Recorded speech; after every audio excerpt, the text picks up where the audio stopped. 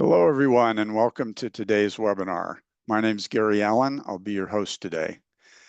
Today, we're talking about how your clients hate billable hours, and we're talking with a law firm leadership expert, Mark Beese, about how to create better alternatives and how to use design thinking in your law firm.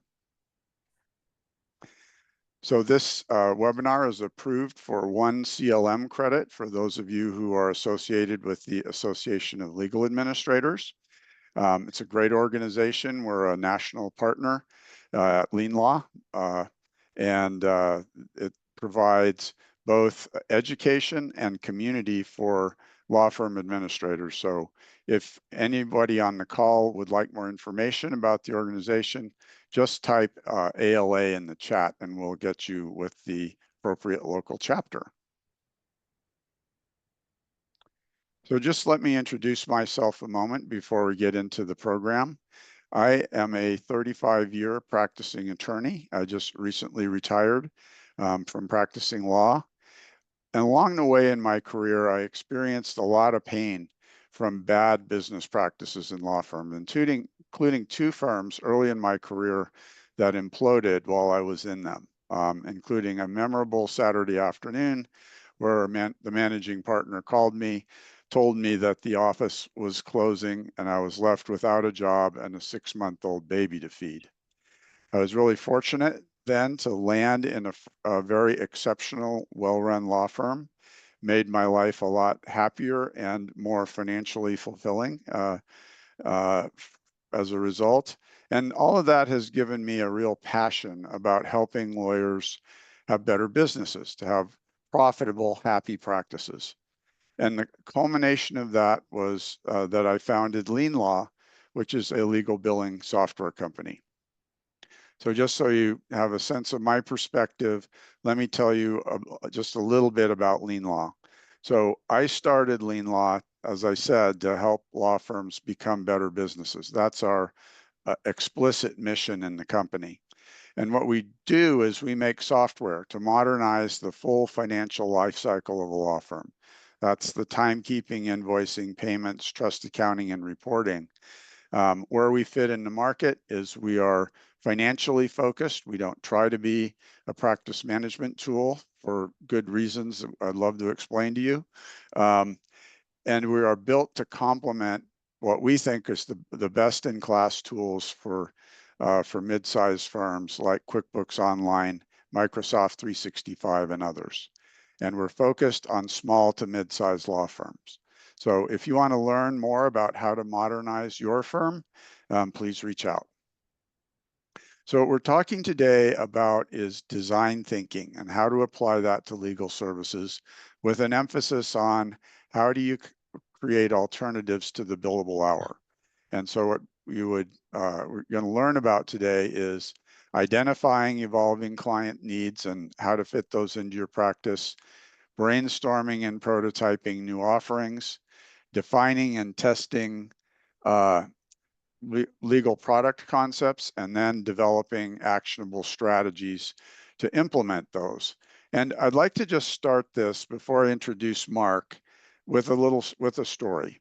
So I was on a sales call. I met an attorney named David, who is a corporate attorney in Denver.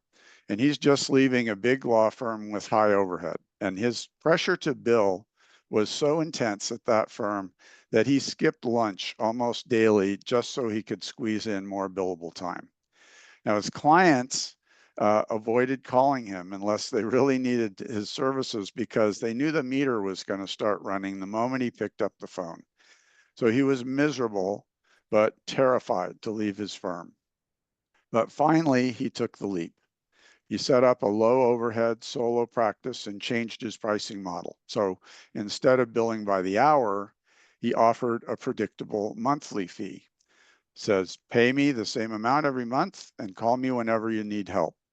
And so he would, as long as they paid him, he would answer their calls. So still tracked his time, not because for billing or to check his productivity, but to show his clients he was delivering value. Fortunately, our billing software made that kind of billing easy. His clients were thrilled. They had budget certainty and better access to their lawyer.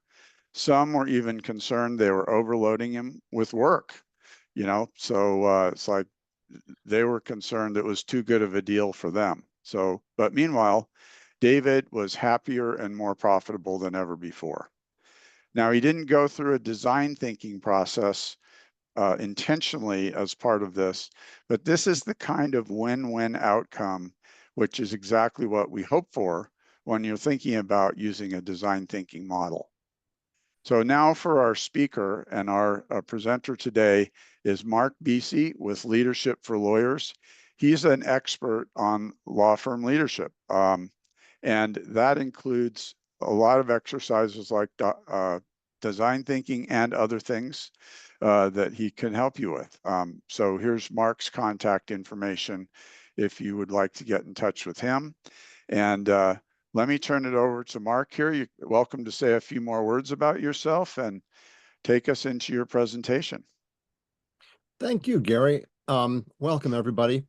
Thank you for this opportunity to talk a little bit about innovation and design thinking in law firms. And the title of today's session is Your Clients Hate Billable Hours. And we're going to talk a little bit about billable hours, but mostly we're going to be talking about using a process of innovation in a legal context. And so I would like you to think right now about what are some other things that your clients hate and why do they hate them? Or maybe other lawyers in your firm or your employees. And let's think about some of those opportunities for innovation that we can tackle and differentiate ourselves, but also make our clients and employees happier. So we're going to talk about design thinking for legal. That's me in real life. Instead of a little tiny box, I have a consultancy. I do a lot of training and coaching around leadership and innovation. Are you sharing your screen, or do you want to, or at this point? I am sharing my screen. I can't see it. I'm going to stop sharing mine. Okay, then I'll start sharing mine again. Okay. I should have asked. Sorry about that. How about that? There you are. Yes. All right, there we go. Um, and how I got into design thinking was an invitation by a group called Diversity Labs. And about 10 years ago, they asked the question, we've been trying to increase diversity in law firms, particularly women in leadership in law firms for decades, but we haven't made a lot of progress. At least that's what the statistics said. And so they gathered about 50 law firm leaders from around the country, large, medium, and small size firms, broke us up into about 6 groups. And I advised one of those groups, and it was a design thinking hackathon to come up with a solution to improve diversity in law firms. And one idea, not our teams, but a different team's idea kind of rose to the top.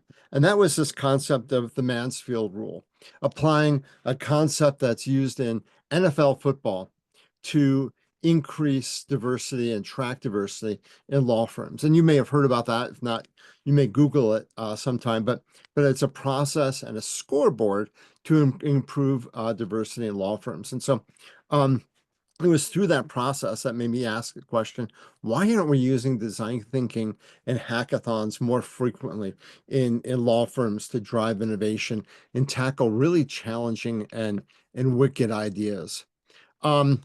So I'm not going to go into my background much, except that I was a chief marketing officer for Holland and Hart and Hodgson Russ, both law firms. One's based in Denver, one's in New York. And before that, Cadeni Architects in Buffalo, New York, before starting Leadership for Lawyers about 17 years ago. I've been an adjunct at a few colleges, and I've gotten a few awards in the process. So this is what we're going to do today. It's a 8-hour full day workshop on design thinking, but we only have about 45 minutes. And so we've done some editing here. A brief introduction. We'll talk a little bit about why design thinking, what it is, and then how to teach it and what you might want to do next. Gary already talked about some of our learning goals for today. Let, Just, let me yeah, just, if you could, just for a second, can some of the audience let us know if you're able to see Mark's screen, just to make sure we've got that going right here, because I can see it. Andrew says Yes. yes. Okay. Good. So it's working. Okay. Awesome. Excellent. Thank you. Thank you. I Yeah. appreciate that. Murphy's Murphy's Law Law applies to the applies to the tech tech all all, at all um, times. just when you think you got it down, right? Uh, Exactly. so we'll talk about design thinking and how to teach it and a little bit about implementation. So I don't have to tell you that we're in a very dynamic market today. And there's lots of things changing in lots of different fronts, forcing change in law firms. Some examples, clients are changing. Their expectations of outside counsel are changing, whether it's individuals or corporations. We're seeing fee pressures. We're finding different competitors in the form of alternative service providers like Axiom and Elevate. Everybody is talking about AI and how do we use technology to automate and make things faster. And there's lots of debate about how we might use AI in law firms. Um, Increased competition for talent, and it's harder to hire and engage and retain younger talent today than it's ever been before. We're finding generational issues in the marketplace and in our law firms. And there's just lots of change, which requires a response to that change if we want to be profitable and sustainable going forward. And if we want to change, sometimes it means we have to innovate. We have to do things differently, including how we bill. Um, some design problems in legal. Um, you can kind of scroll through that, but why don't you take a second and tell me what problems can you think of that we're trying to deal with in law firms and law firm management? What are some of um, the difficult problems, such as billable hours as a format for fee billing? Um, so, what are some of those areas? Gary, do you have a thought? I have a few examples. I'll just talk about one of them here, relatively simple one. I was talking with a Boise lawyer here in our hometown a while back, and have a conversation in his office. And he was a federal land use lawyer and had a unique challenge, which is that his work was highly specialized, and he could do these really valuable things very quickly. So it didn't, if he billed by the hour, he'd be undercharging. But if he raised his rates too much, he's afraid he'd drive away the clients. Yeah. And he felt unethical about padding the hours to bring up the value there. So, um, you know, I mean, short answer is he wound up switching to a fixed fee, which is something that he was worried about clients taking advantage of him, but they loved his, the predictability of it, and that worked really well for him. But so his situation's common about you do something really well, and how do you price that? So how does design thinking fit into solving a problem like that? Yeah, there's lots of problems around how we bill for our services. Um, w- Going back to billable hours, I've done a lot of coaching of lawyers, particularly senior associates and younger partners, and sometimes I'll say, I don't think I'm worth $400 an hour or $600 an hour. I feel guilty billing at that rate, even though I might be market or slightly above or slightly below.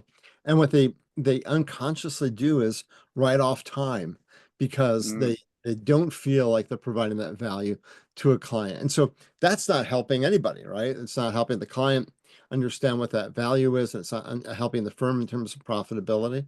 Um, and you mentioned the example earlier on about billable hours. As a client, and I've hired law firms for organizations I've been part of, for profit, nonprofit. When I know that I'm going to be billed by the hour, and there might be a partner, an associate involved, or sitting in the phone call. I'm just adding this up. It's a 2-hour phone call. That's going to cost us $2,000 between the two of them. Is that phone call worth $2,000, or is that prep for that phone call worth $5,000 because it's a new area of law for everybody? And it really suppresses the demand for legal services sometimes. So I it like that's a really good way to put it because the client's scared to death of the $2,000 phone call.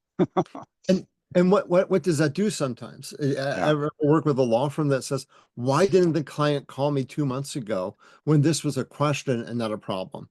And the reason why is because we did the calculus in our head saying, well, maybe things will get better. Maybe the problem will go away.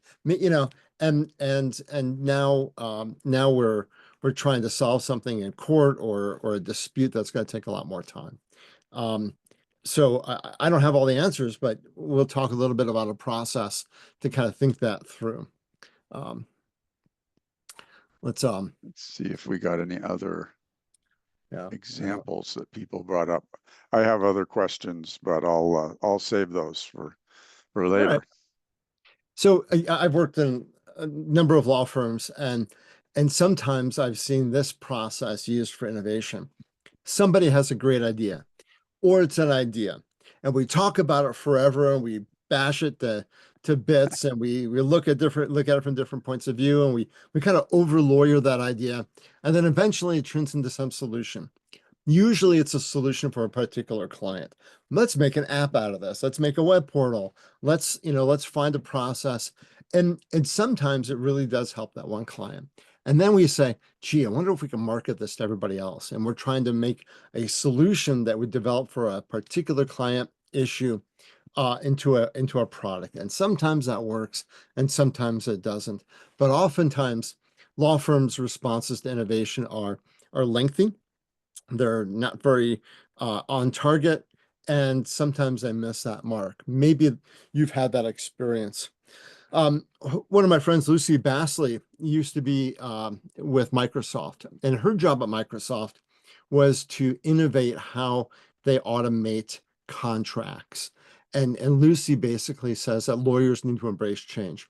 We need to embrace experimentation and appreciate that we may fail, but we'll learn a lot in that process. And this is hard for law firms, this idea of we're going to experiment and try something, but it may not work out perfectly. So it's an iterative process, and we're going to go back and tweak it and go back and tweak it until we get it right. There's a real need for innovation and a real need for experimentation in legal. But that's not how innovation tends to work in technology and healthcare and product development and services. They use a process called design thinking. And Gary and I were talking before the session that he uses design thinking in his development of the software and products at Lean Law. And this is a standard process for coming up with ways to improve and develop new products. Let's talk a little bit about that. And Gary, jump in if you've got questions or if other people have something in the chat. Um, Sure. there's a group at Stanford who's credited with the developing the concept of design thinking. It's called the Hasso-Plattner Institute of Design at Stanford, or what's known as the D School. And some of these slides I've pulled with permission from the D School to kind of communicate how this process works. It is a process to innovate, and it has 5 elements. Empathy, we're getting to understand the user and the problems that they're experiencing, defining a problem, brainstorming or ideating, developing a prototype, using that prototype and learning from how a user uses that prototype, and then testing a final solution. And because this is an iterative process, we're always going back to understanding how this interacts with the user or the client or the people involved. And so this is a framework we'll be talking about for the next 4.5 hours. Gary, we're going to go till 4:30, It's right? And then take a break. all day, right? Yeah. Okay. Um, we also say that design thinking is a process of focus and flaring, that the process really relies on having a very clear focus and also lots of different types of ideas, a quantity, a flare of ideas. And so we'll talk a little bit about this balance between focus and flair throughout that process.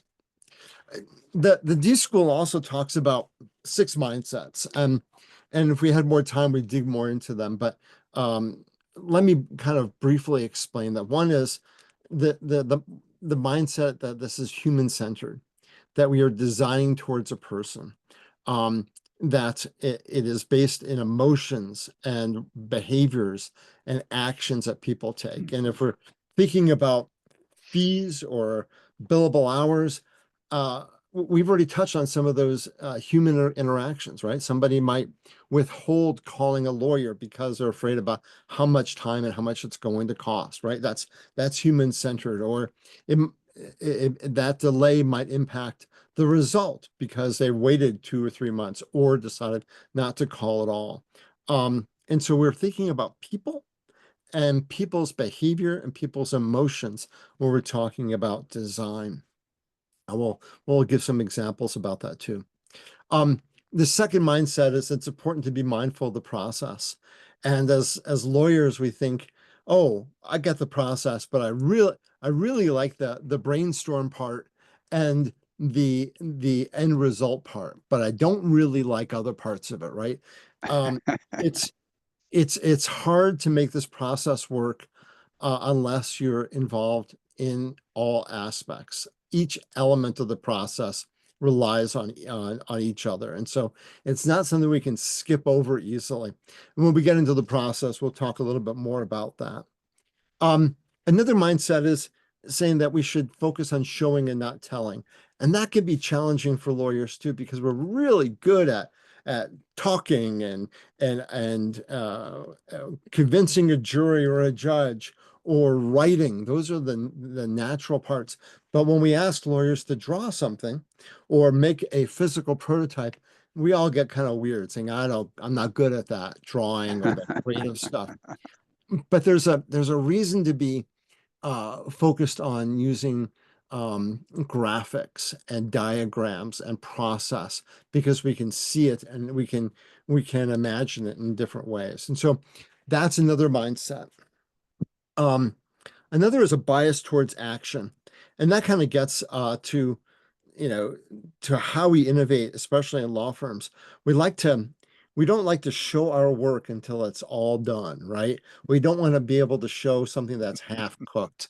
And a bias towards action says sometimes we're going to do something that's half baked and get an answer, get a reaction. So we aren't wasting time cooking something till it's perfectly done and then showing it and then getting a reaction that's kind of lukewarm and then we feel bad about that. That's also very expensive.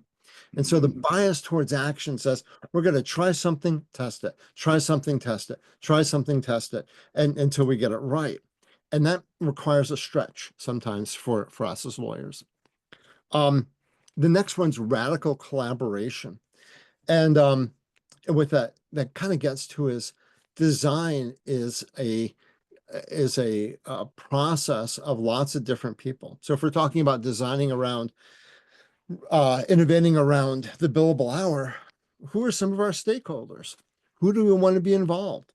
Clients, potential clients, our finance person, maybe our accountant, maybe our lawyers, maybe the marketing person, maybe maybe we have to have a conversation of both of people both inside and outside to collaborate to come up with something that really sticks, that really is innovation, really makes a difference. So I can talk about that um, more later if you want.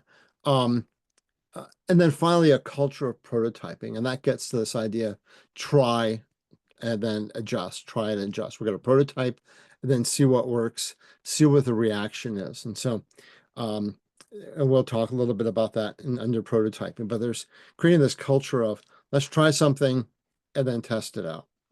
So, um, if you have got questions about mindsets, drop a note in the chat. But I'm going to kind of dive into the process, which is really the meat of what we're talking about. This is that design thinking process. I'm going to pause for a second. Gary, any questions or thoughts so far? Well, I've got an example that I want to talk about at some point, but I'm going to let you get into the process a little bit more before we get into that one. Great. So let's dig into the first one is empathize. We're developing empathy.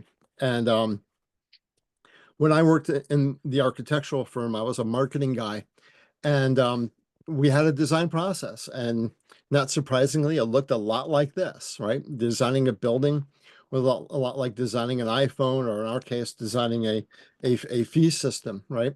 Hmm. Um, and when I worked there, we would spend time observing and engaging. And I remember spending a day at an early childhood center just watching kids learn and play and sleep. And that was just part of the observation. You know, I was, how are we going to learn about how an early childhood center works? Remember meeting a county sheriff, and we had a discussion about jail design because they were going to build a new jail. And he said, "Hey, Mark, anytime you want to, come on down. We'll get you set up, and you can spend a day here or a night here." And I did, and I spent a lot of time in that jail, understanding how prisoners are moved and how they're fed and where they go to exercise. And we do that to observe why people think and feel the way they do about certain things. So if we're trying to do a project around rates or fees or billable hours, what are the observations that we have? What does the data tell us about how people are interacting with that issue? Um, Hmm. how might we question some of our clients or potential clients about their feelings and thoughts about billable hours? Does it prevent them from calling earlier? Does it prevent them from seeking legal services? Is what elements of the billable hour do they really hate? Is it the fact that they can't predict it, as Gary mentioned before, or that it seems so high? You know, the minimum wage, I think in Denver now is like $15 an hour, but most lawyers are billing 400 or 450 or 300, oftentimes much more. Where is that value? How does this interact with the concept of, am I getting value out of spending 10 hours at $400 an hour? So that's what we're talking about, is understanding what the pain points are in this phase. And we gain empathy by watching people interacting with that issue, whether it's a fee, maybe it's about onboarding, maybe it's something else. We interview users, people, we interact with them, and we try to experience what they're going through. One way of doing this is by creating a journey map. And I like journey maps because a lot of what we do in legal is a process, right? Think about onboarding a new client, right? Well, they get an engagement letter. There's a conversation about fees. If it's a litigation, there's certainly a process around litigation or conflict resolution, or if it's doing a deal or buying a business, there's a process for doing that, or IP. So there are activities, legal activities that are part of that journey map, but there's also how people react to that, right? If you're working with a CEO trying to set up a new business, there's times that they need to be very involved and times that they're not, and times that we are submitting paperwork and financials, and other times they're not. So, and there are times that they're paying lots of money and not, right? So let's map that out. How long does that take? Are they happy at different phases? Are they pleased with the type of communication? Maybe they started a conversation with a partner, but they're working with an associate or a paralegal. How is that going to impact their satisfaction and how they're communicated? So looking at a journey map, what happens at different levels can be very helpful. Um, and another tool that we teach is creating a persona. In our workshops, we spend some time doing this. Instead of designing for a particular person, maybe we want to design for a composite character. And thinking about a lot of small and medium-sized law firms that might be part of this group, you might have different personas you're designing for. Let's just think might be an individual that has a legal problem or a conflict, or they want to do something that involves starting a new business or patenting an idea, or maybe there's a small business, or maybe it's a medium-sized business. Your personas might be a little bit different. And so how we design for those personas might be different too. So spend some time and say, how would we categorize our clients or our potential clients? And what are their needs? What are their pain points? And in this case, we're talking about billable hours. What are the reactions to billable hours? For some, Mhm. it might be a really good thing. If you're working for a corporation that has a legal department, and the legal department has people that came out of law firms, they really understand billable hours, and maybe that's a preferred way of doing it. So think about creating a persona. So that's number one, is understanding by asking questions, by watching behaviors, by analyzing data. And I'm just going to pause for a second, take a look at time. um, and I want you to think about why people hate billable hours. And if you're joining us live, just drop a couple ideas down in that webinar chat as we go through this next phase, and then we'll talk a little bit about that. um, So the next phase here is what I call defining the problem, or what the D school calls developing a point of view, or a POV. This is when we start looking at all the data we gathered, and the interviews we made, and the transcripts or the notes from those interviews, and looking at behaviors and saying, what is a problem that we're trying to solve? Is it Mhm. a problem of communication? Is it a problem of communicating value? Is it a problem of understanding predictability? Is it about certainty? Is it about affordability? What is the problem we're trying to solve? And maybe there's a couple, and maybe we just have to focus on one at a time. So that's what we mean by unpacking the findings, sorting out these needs and insights, gaining deeper understandings of what they're going through. Um, and it might be certainty, right? In your Mhm. case, or it might be affordability. And the goal here in this phase is to write a problem statement or a point of view, that guiding statement that focuses on specific users and their needs. Here are a couple, okay? Um, I'll just pick one. I'll pick the last one to read.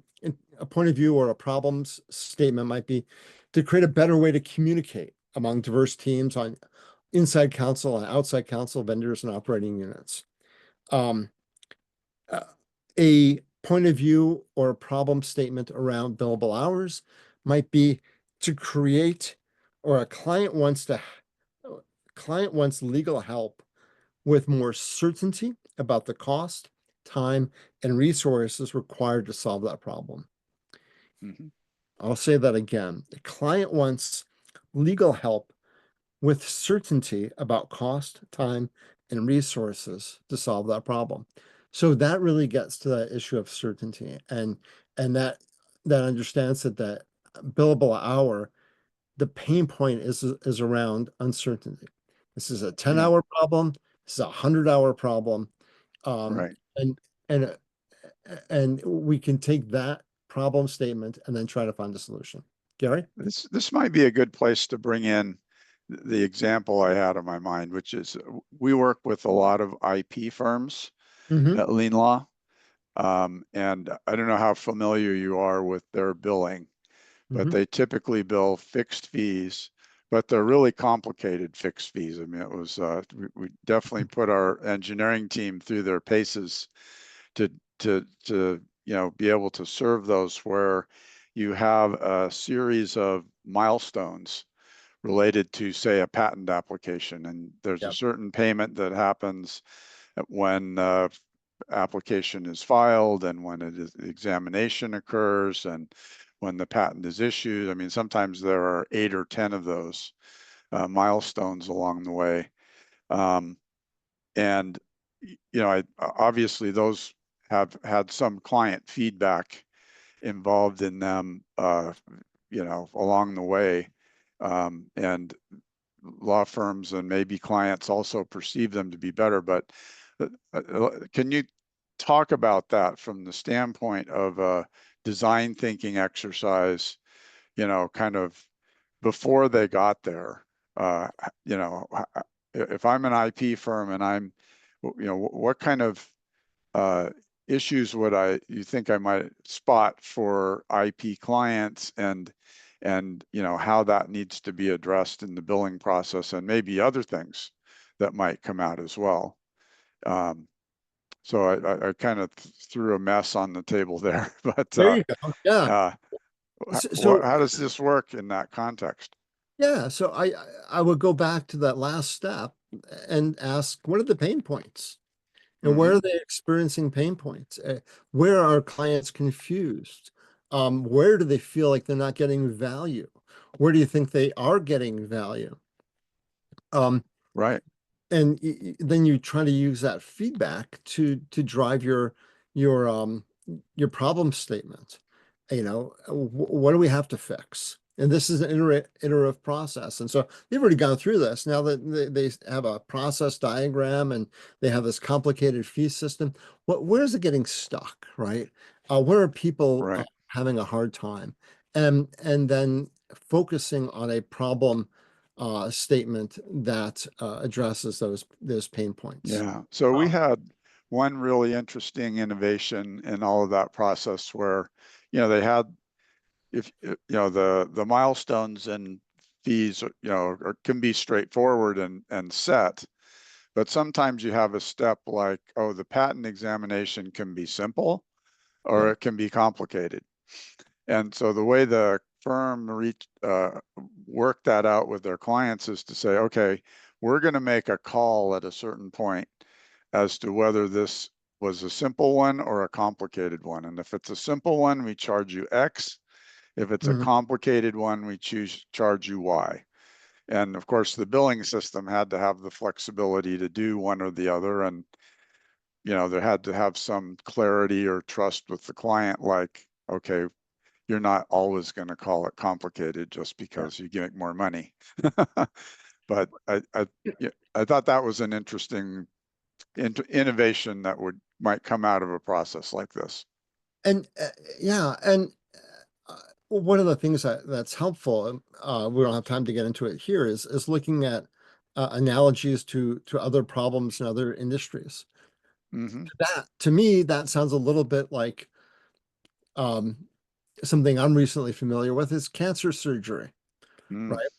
Um, so I know what the 5-year possible outcomes are of the diagnosis that I got, but that doesn't tell me much about getting from here to there. And there are things that can happen, right? And what the surgeon was able to tell me is, if we go this route, here are some of the options, and here are the percentage odds of each of those things happening. And then if Mm. path A, path B, or path C happens, this is going to take you down a different path. And and you may have other options. There may be chemo involved or radiation involved. And instead of it being a 6-month process, it may be a 3-year process. And Yeah. that helped me better envision with numbers. And your IP firms probably have those numbers, right? If this is a Right. if this is a patent in the telecommunication field involving cell phones, we now have data on whether it's going to Yes. be complex or not. So 73% of the applications we process wind up being complicated. yeah. Yeah.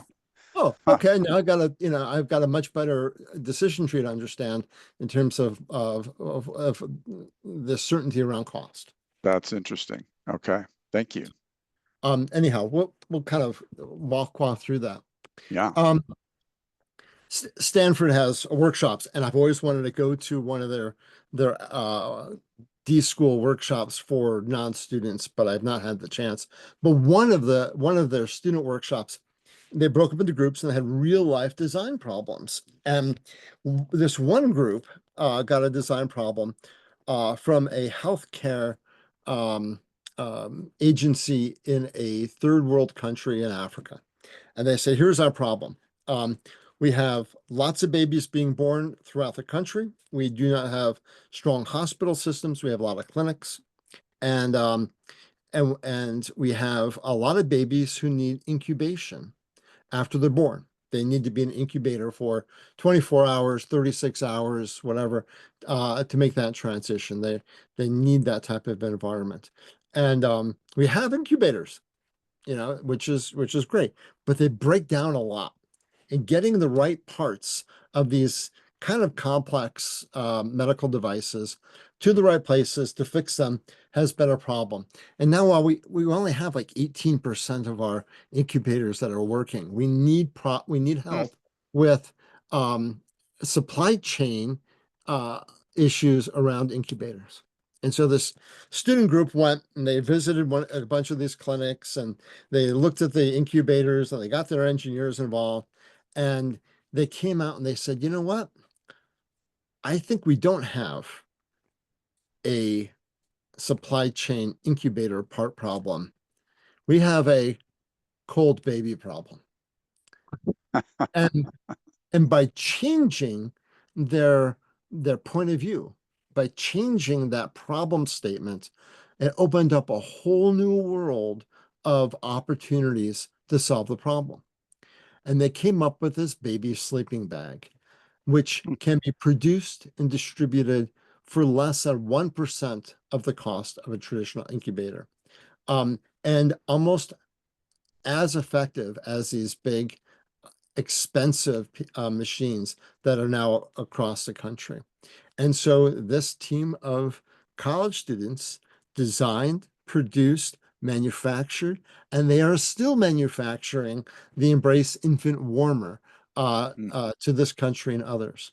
But I tell this story so you get the idea of how important that problem statement is. Um, if you assumed that you had a supply chain problem, you'd have a very different solution, probably very much more expensive. Yeah, But by I pulling love back, that. Yeah, yeah. yeah. And, Oh, and and so go ahead.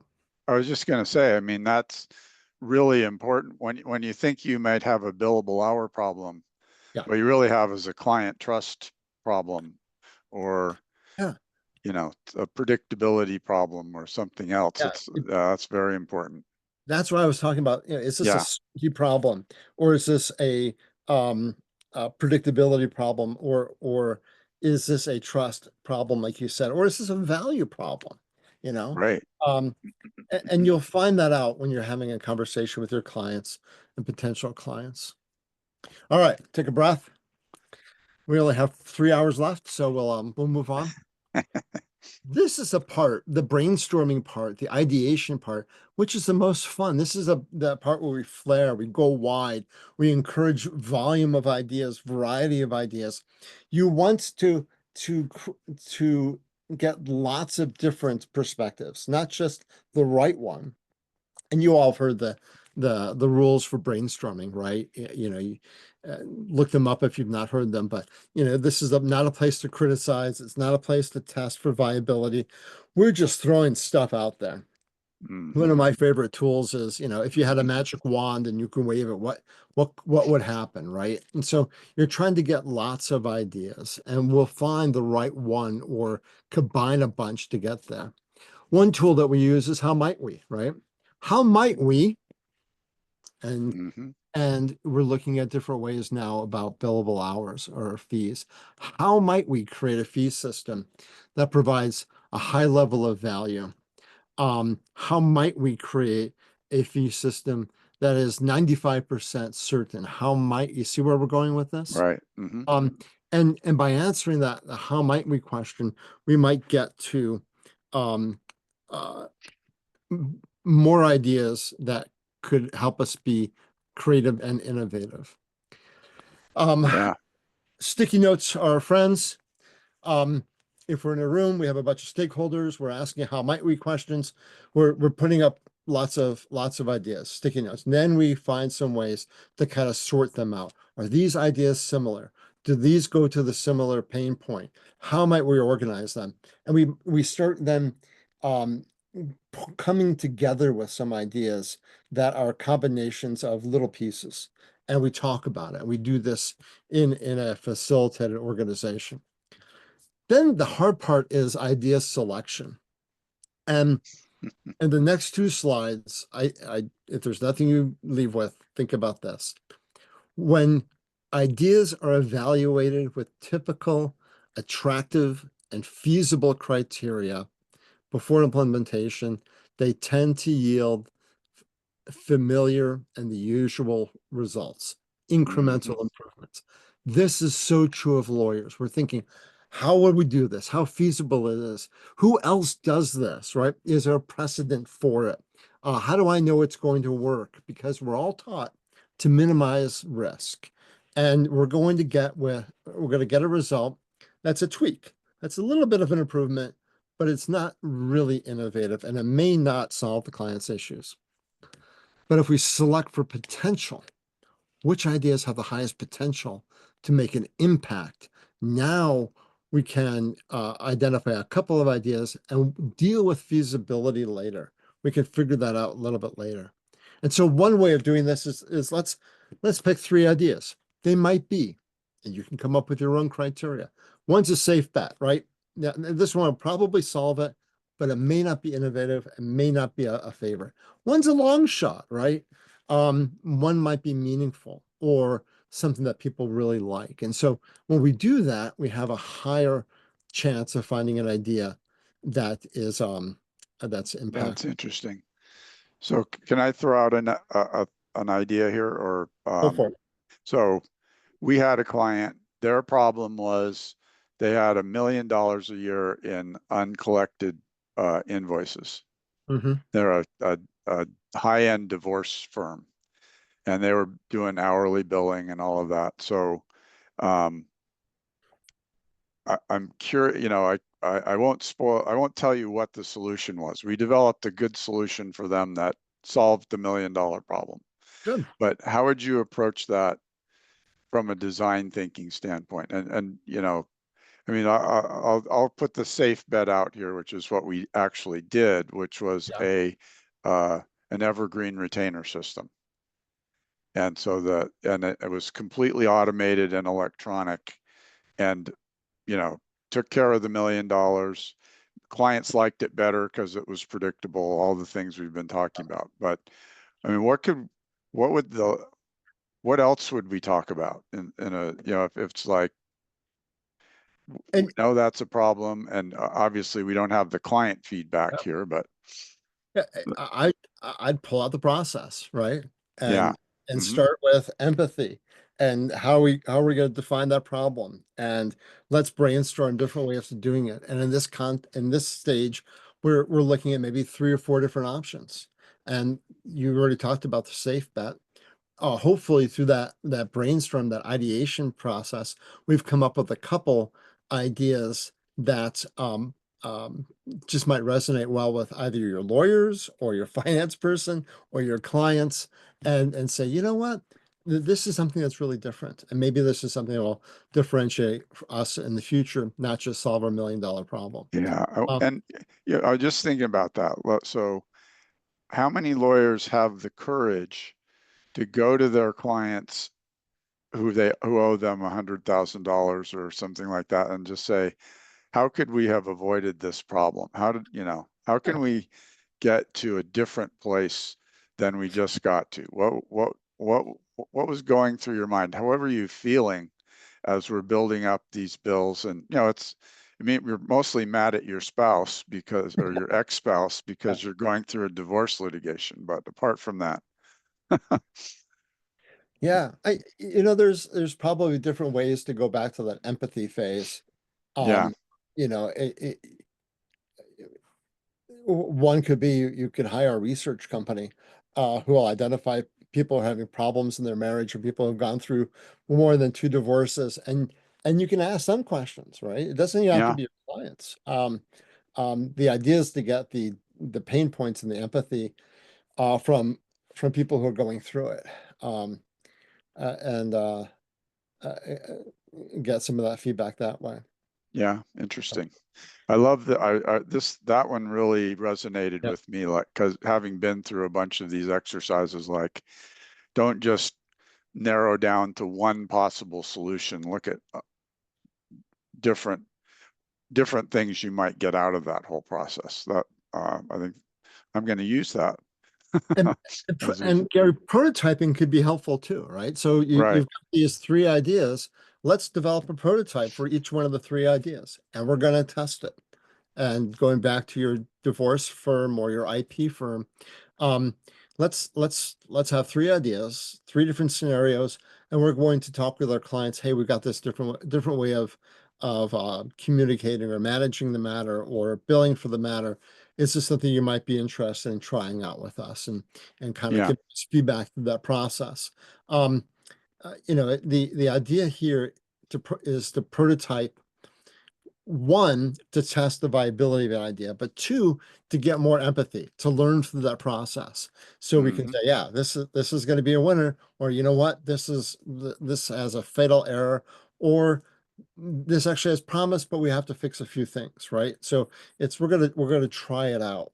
Um, and in law firms, a lot of this innovation looks like process improvement.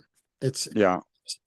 let's figure out that process. And Gary, you're in software, everything's a process in software, right? So we have to find somebody on our team to be an expert in process mapping to help us with that. This is Right. one of my Yeah. favorites is you do a prototype and you sit down with a user and say, hey, we kind of walked through this or we've walked through this process either conceptually or with a real prototype. Give us some feedback. And what did you like? That's a plus. What would you change? That's a delta. What part of Mm. this do you have questions about? That's a question mark. And what surprised you? Um, my daughter's launching an app and it just went live a couple weeks ago, and she said, I want feedback. And so this is what I thought of, as I'm kind of clicking through, and she was on Zoom with me. I like this. These are the questions I have about that. Um, Yeah. Yeah. this is how I would change this, and this is what surprised me. So, and then at some point we beta test. We come up with a Hmm. working solution. Maybe it's a combination of some of those prototypes that we came up with. And then again, we test it again. So, Yeah. I um, got one quick example there, which is we had a family law firm which was feeling the pressure to move to fixed fees, and they did it, and they're totally feeling like they're flying blind because they don't know how much time they're putting into things and hadn't thought about tracking time against those fixed fees. yeah. And fortunately, we have that feature, and they were able to adjust the prices and get the value right so that it worked for them on the second time around. That's really important to talk about data collection around your prototypes, right? Mm. Hmm. What if we're going to prototype something? What data do we need to collect? How are we going to collect it? How do we know what to tweak later on? Um, when I was part of my last law firm, we had a large oil and gas company come to us. It was one of our top 10 clients. And they said, you know what? You're killing us with billable hours, and we can't determine what's efficient and what's not.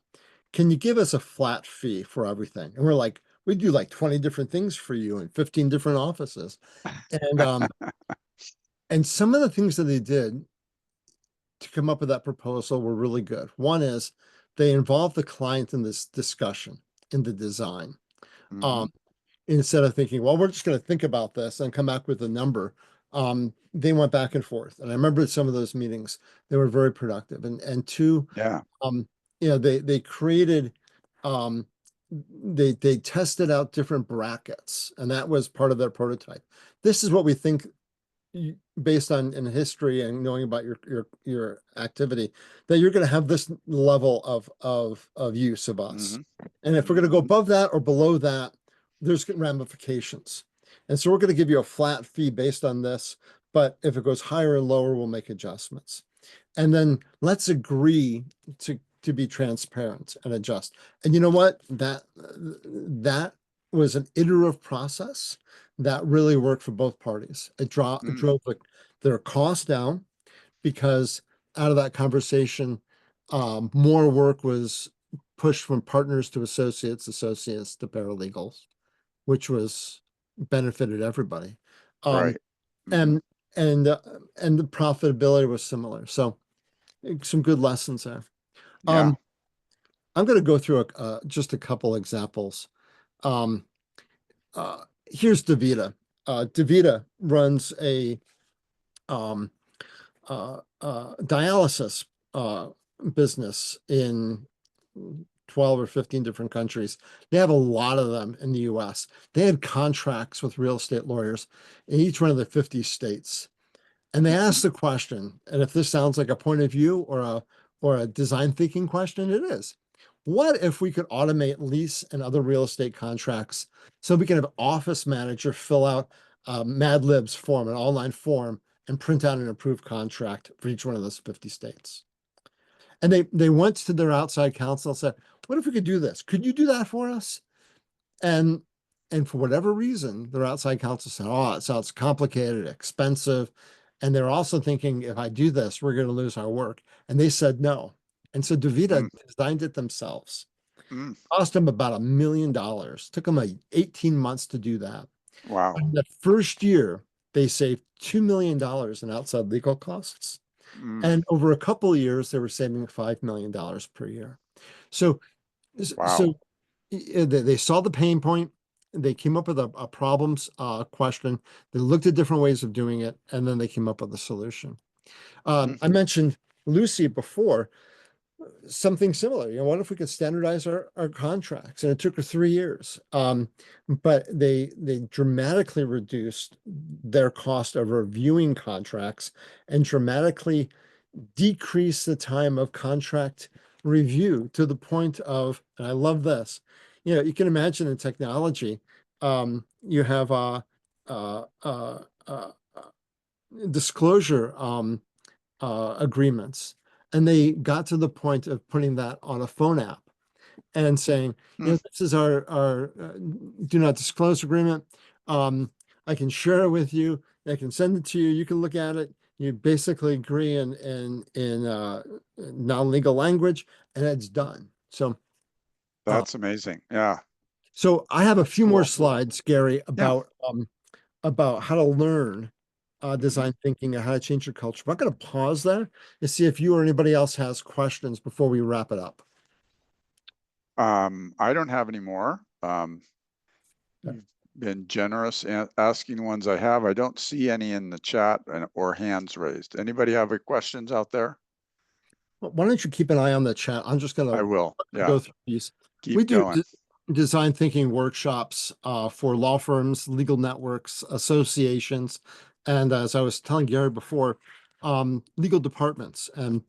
And surprisingly, a lot of in-house legal departments have hired us to go through this process to help give them the tools to innovate their legal processes. I know Spotify has done that. I did a very extensive program for 1,200 lawyers at Dell.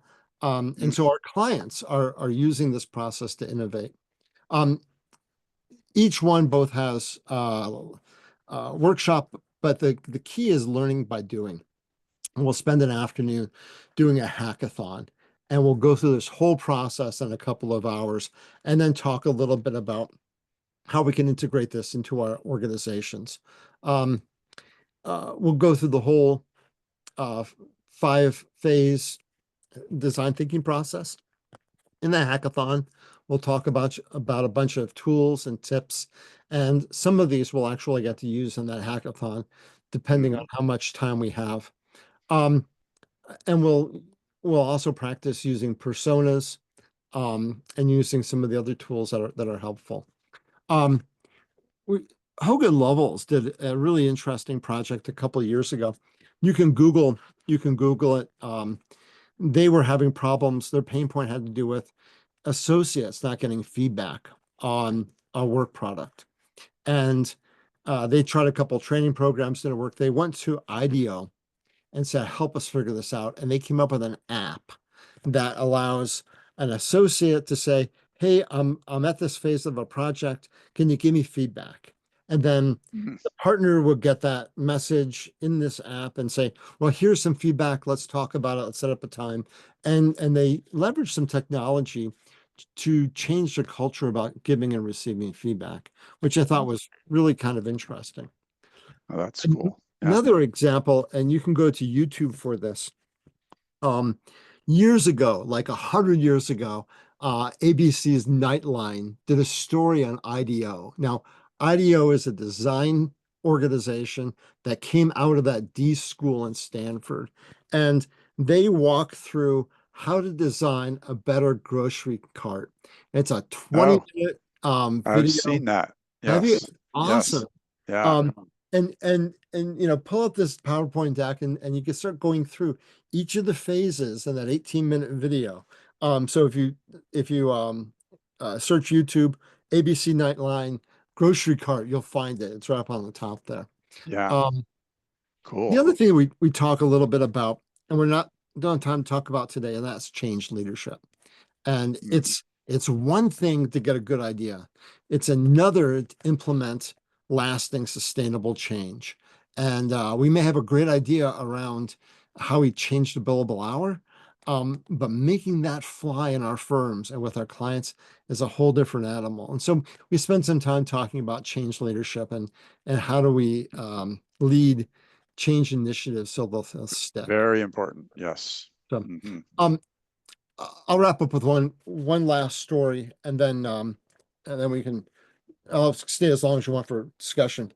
But one client in the UK called me to do a workshop, and what they did is they selected a cross-functional teams. They had 4 teams: lawyers, partners and associates, IT folks, marketing folks, staff folks, professional development folks, teams of about 5 or 6. And we did a full day workshop with 2 different type of hackathons. And we focused on real world wicked problems in their firms. And at the end of the day, it was an exhausting but fun day. These teams were charged to come up with an innovative plan that solved a wicked problem, whether it was a pain point in the firm, either internally or externally. And they were given 3 months to go through this whole process, and they had to go through the process. And then they presented to the board, and the best or all ideas got funded. And the intention was that one of the 4 teams would get funded. In the end, all 4 teams got funded, and they had 6 months to implement their plans.